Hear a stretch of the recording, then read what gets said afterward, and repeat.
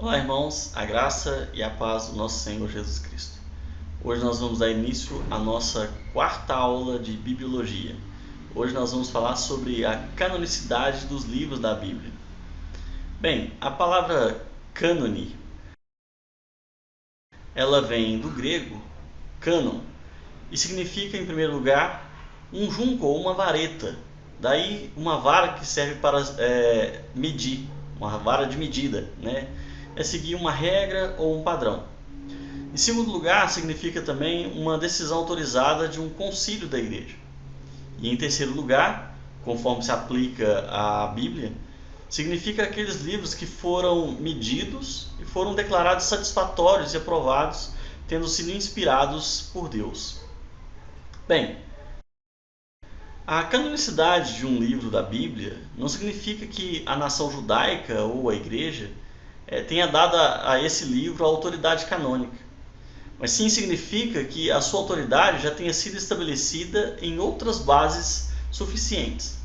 Então nós não é a nação judaica ou a igreja que definiu que esse livro é ou não canônico, mas sim nós temos algumas bases para isso. Vamos ver algumas bases para a definição dessa canonicidade. Bom, primeiro nós temos ali do Antigo Testamento, né? Vamos ver um pouquinho então sobre a canonicidade dos livros do Antigo Testamento. Nós temos então no Antigo Testamento, primeiramente, o Pentateuco. O Pentateuco são os 5 primeiros livros da Bíblia, né? Gênesis, Êxodo, Levíticos, Números e Deuteronômios. Eles foram juntados por se acreditar que eles foram escritos por Moisés. Então, uma dessas bases é a prova desta escrita. Deus ordenou que Moisés escrevesse um livro. E nós vemos isso em Êxodo, vamos abrir Êxodo, capítulo 17, no verso 14, que diz assim: Então disse o Senhor a Moisés: Escreve isto em memória num livro e repete-o a Josué, pois riscarei totalmente a memória de Amaleque de debaixo dos céus. Então o Senhor deu ordem a Moisés que escrevesse no livro. Nós temos depois também lá o capítulo 34, verso 27, que fala assim: E disse mais o Senhor a Moisés: Escreve essas palavras, pois conforme o teor dessas palavras fiz aliança contigo e com Israel. Então nós temos a própria palavra em Êxodo dizendo que o Senhor deu ordem para que Moisés escrevesse um livro, escrevesse em livros. Depois nós vemos Josué, que ele ordenou a todo Israel que obedecessem o livro da lei de Moisés. Isso está em Josué, no capítulo 23.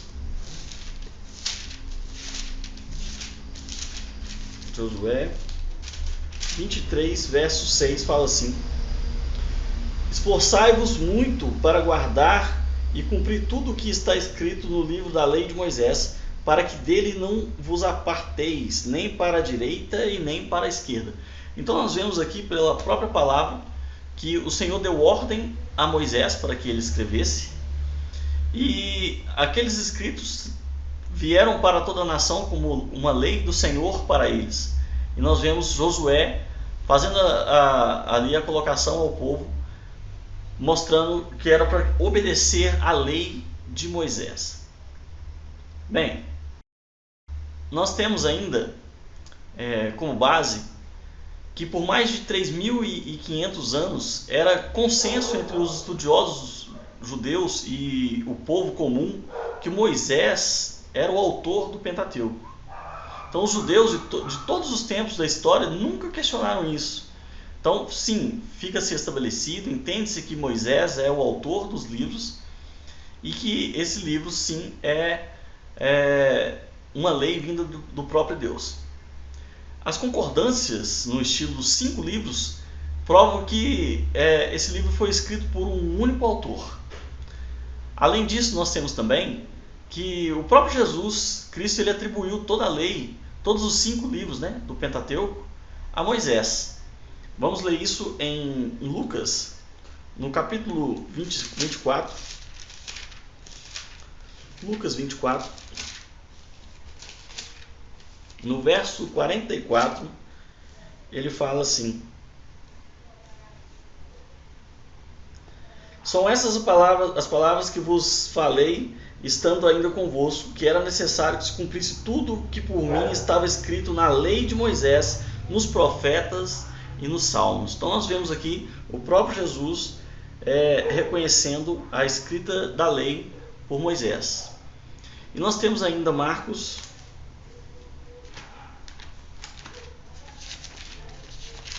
nos capítulos 12, vamos ler o capítulo 7 primeiro. Capítulo 7, verso 10, fala assim: pois Moisés disse: honra teu pai e a tua mãe, a quem maldisser a seu pai e a sua mãe, seja punido de morte.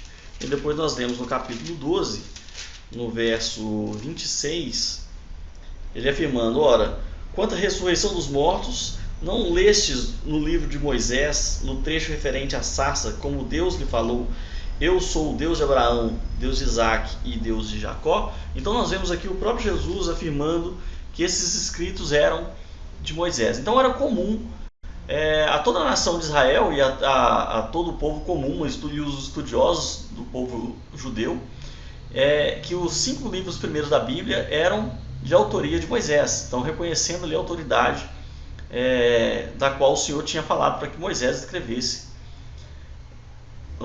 a lei. Nos grupos relacionados aos profetas, então nós tivemos aqui, o Antigo Testamento, o Pentateuco, Depois nós temos aqui então os profetas, o grupo dos profetas, e esses foram colocados os livros em que se acreditavam terem sido escritos por algum profeta em exercício. Então o profeta recebia de Deus a palavra, e assim como nós vimos na nossa última aula, em que o Senhor falava ao profeta, e o profeta dizia: assim diz o Senhor. Então nós entendemos ali que havia uma palavra profética vinda da parte de Deus, então isso nunca foi questionado. Então aquele livro foi trazido realmente como reconhecendo ele a sua autoridade vinda da parte de Deus. Então entende-se que aquele livro era sim um livro inspirado por Deus, ele era um livro canônico, tá? Poderia ser colocado no cânon bíblico, num cânon realmente de reconhecimento, de entendimento de que era Deus que estava trazendo. Então era a palavra de Deus. Então os livros dos profetas foram trazidos e colocados, sempre aquele que entendia-se que era um profeta que estava em exercício trazendo aquela palavra. Tem a questão, por exemplo, de Daniel, que embora ele tivesse um dom profético, ele na verdade ele não era um profeta mesmo, oficialmente ele não era um profeta, mas essa palavra de Daniel, ela foi colocada num outro grupo, num terceiro grupo, que seria o grupo do Ketubim. E os Ketubins subdividem-se de acordo com o seu conteúdo ou com o propósito pelo qual eles eram usados. Então nós temos, por exemplo, os livros de Salmos, Provérbios e Jó, que esses livros eles eram classificados como livros poéticos, devido à sua natureza literária. Depois nós temos ali Cantares, nós temos Ruth, nós temos Lamentações, Eclesiastes, Esté, que esses eram chamados de megilotes, e por eles serem lidos no período das festas judaicas. Então chegava o período da Páscoa, ou as festas, em si, esses livros eles eram lidos ali. Então fazia parte já de uma tradição, do qual eles entendiam que havia um ensinamento para eles, para aquele período, e isso foi reconhecido como não simplesmente uma tradição, mas sim como uma orientação do Senhor para eles. Então entende-se que todo aquele escrito que era trazido ali naquele momento era de entendimento de que era da parte de Deus. Então entende-se que esses escritos são inspirados por Deus, então fazem parte de um cânon do qual nós podemos classificá-los sim como vindo do Senhor para nós, inspirados por Deus. Depois nós temos ali, ainda Daniel, Esdras, Neemias, Crônicas, que eram classificados também como livros históricos, tá? Sim, claro, contando a história de Israel e trazendo todo o livramento e todo o ensinamento que estavam ali vindo da parte de Deus, inspirados pelo Senhor. Com relação ao Velho Testamento, que nós temos hoje, os 39 livros que nós temos hoje do Antigo Testamento, nós podemos aceitar a opinião, por exemplo, de David King, e também de Elias Levita, né, dois estudiosos judeus que afirmam que a seleção final do cânone do Velho Testamento ela foi concluída por Esdras. Isso no ano 500 a.C., né? E também dos membros da grande sinagoga lá no 5º século então antes de Cristo, tá? E nós temos aqui três coisas que tornam possível esse entendimento de que foi através de Esdras que fecha-se o cânon do Antigo Testamento. Se não é possível, sim, poderia ser provável. E nós vamos ver esse ponto de vista aqui agora. O primeiro ponto de vista que nós temos é de Flávio Joséfo, de que o cânon ele foi completado no período do reinado de Artaxerxes, né, no tempo de Esdras.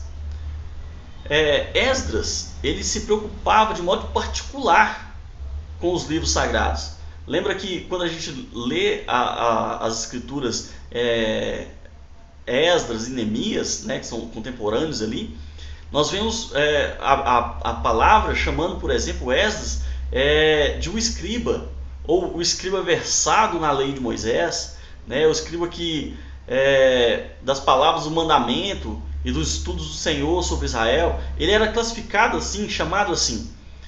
E um outro ponto que a gente tem é que vale lembrar que eles saindo do exílio da Babilônia, houve-se uma preocupação muito grande na fundação das novas instituições religiosas da nação. Então é mais do que comum que eles se reunissem todos aqueles livros que eles tinham para formar o seu cânon e conseguisse ter realmente aquilo que serviria para eles como base da sua fé, né? Que no caso ali é a fé judaica.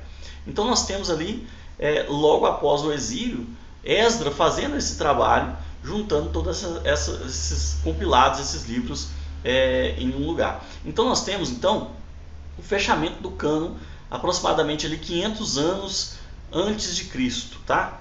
No 5º século antes de Cristo. Ok. E sobre então a canonicidade dos livros do Novo Testamento?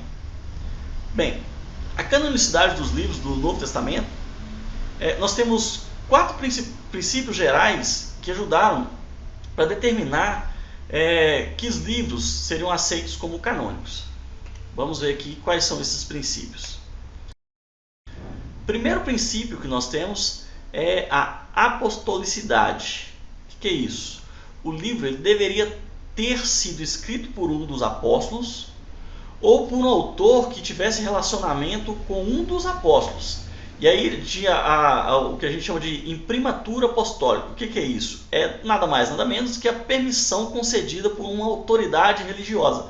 Então nós vemos, por exemplo, o apóstolo Paulo, em alguns momentos, algumas cartas de Paulo, não era exatamente Paulo que escrevia, e sim alguém escrevendo e sendo, claro, narrado por ele, né? Ele ditando e alguém escrevendo. Nós vemos algumas cartas assim.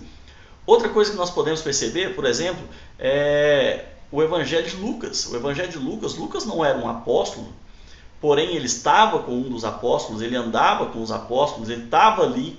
Quando a gente lê, por exemplo, Atos, a gente vê que ele estava no meio, né, deles ali, e ele conta histórias em que inclui a pessoa dele ali no livro de Atos. Então ele estava próximo deles e ele recebe então esse imprimatur, que é justamente essa permissão concedida ali como autoridade sobre aqueles escritos. E sim, claro, não só a apostolicidade desse livro aqui vai contar, existem outras regras. A próxima regra que nós temos está aqui relacionada com a universalidade.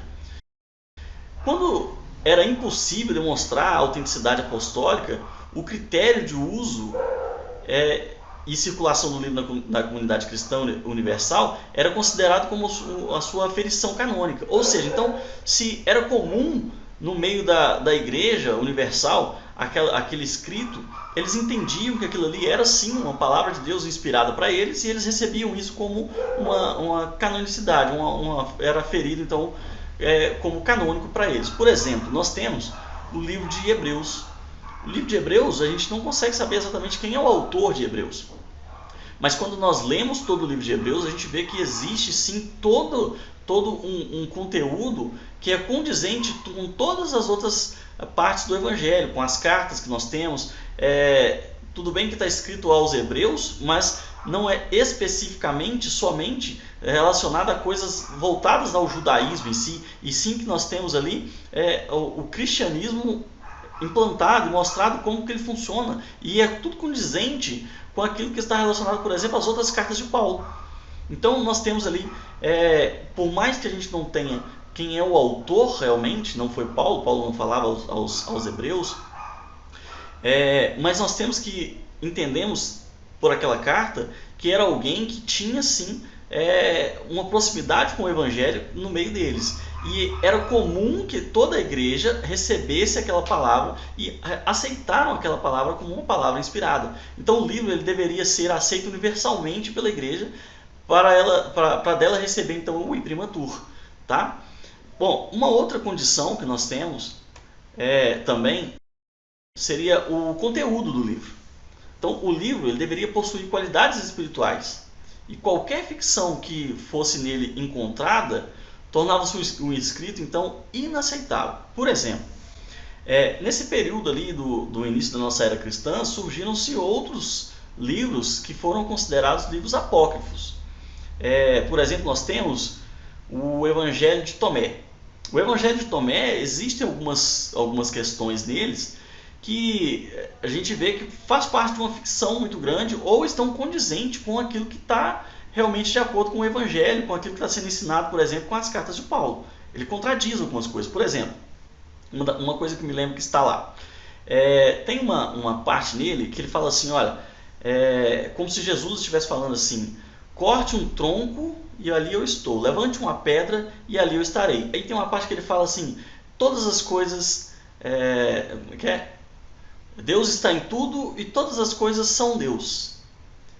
É até muito bonito a gente parar e pensar, nossa, Deus está em todas as coisas. Só que essa doutrina é uma doutrina pandeã.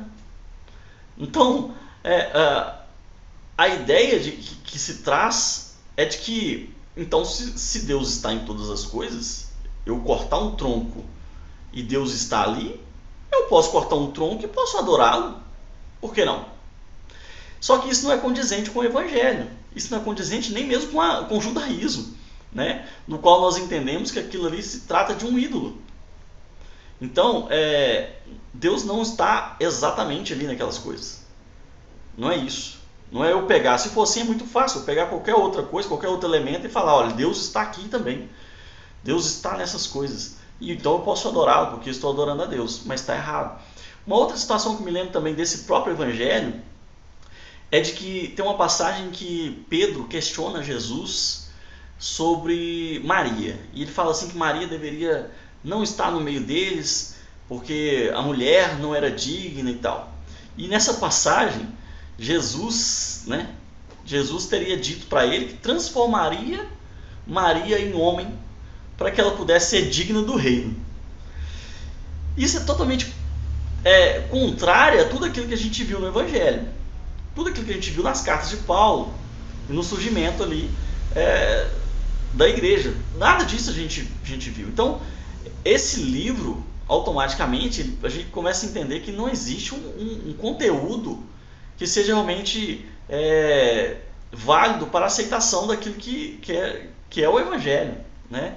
Então, a gente tem uma ficção, a gente tem um conto qualquer, pode se chamar de qualquer outra coisa, mas como livro inspirado não dá. Não dá para poder falar. Vai contra outros ensinamentos que a própria palavra fala. Então a gente não tem. Então isso eu estou falando somente de um livro, né? Surgiram outros ali. E até mesmo no Antigo Testamento a gente teve também alguns outros livros que também são chamados de apócrifos. Mas esse nós vamos ver numa outra aula sobre o conteúdo desses livros e o porquê que eles não entraram no cânon bíblico, tá? No Antigo Testamento. Bem, e por último, a gente tem ainda uma outra situação que seria então a inspiração. Então o livro, né, ele deveria possuir evidências da inspiração. Então nós vemos, igual eu falei a questão de Hebreus, né, que fica claro que todo o escrito, todo o ensinamento que está ali, por mais que não tivesse quem que era o autor, a gente consegue perceber que ele não se contradiz, ele bate com tudo aquilo que está escrito no Evangelho, e é aceito por toda a igreja. Então a gente consegue perceber que existe uma inspiração divina naquele livro, e não simplesmente um escrito aleatório com fábulas ou qualquer outra coisa desse jeito. Então sim, ele deveria ter também evidências dessa inspiração, tá? Então nós chegamos então à conclusão de que, por mais que as cartas tivessem sido escritas por outras pessoas, por vários apóstolos, elas tiveram aceitação na igreja, e elas tiveram constatação dessa inspiração, ok? Assim, nós então, relembrando aqui agora, nós temos então o que seria então condições para um cânon do Antigo Testamento e as condições para esse cânon do Novo Testamento. Então, no Antigo Testamento nós temos então, relembrando que o cânon significa, na verdade, a declaração satisfatória ou a aprovação, de que o livro era inspirado por Deus, e de que no Antigo Testamento nós temos como base a atribuição do autor, o consenso entre os estudiosos judeus e o povo comum, a escrita atribuída a um profeta em exercício. Temos também o Ketubim e os Megilotes, que eram os livros poéticos e também livros com propósitos específicos usados nas festas. E assim nós fechamos o cânon do Antigo Testamento. E quando chegamos no Novo Testamento, nós temos então, para regra, a apostolicidade, a universalidade, o conteúdo do livro e a inspiração desse livro, ok? Bem, assim nós então terminamos a nossa quarta aula de bibliologia, e falamos então sobre a canonicidade dos livros da Bíblia. Obrigado, aguardo vocês na nossa próxima aula. Até lá!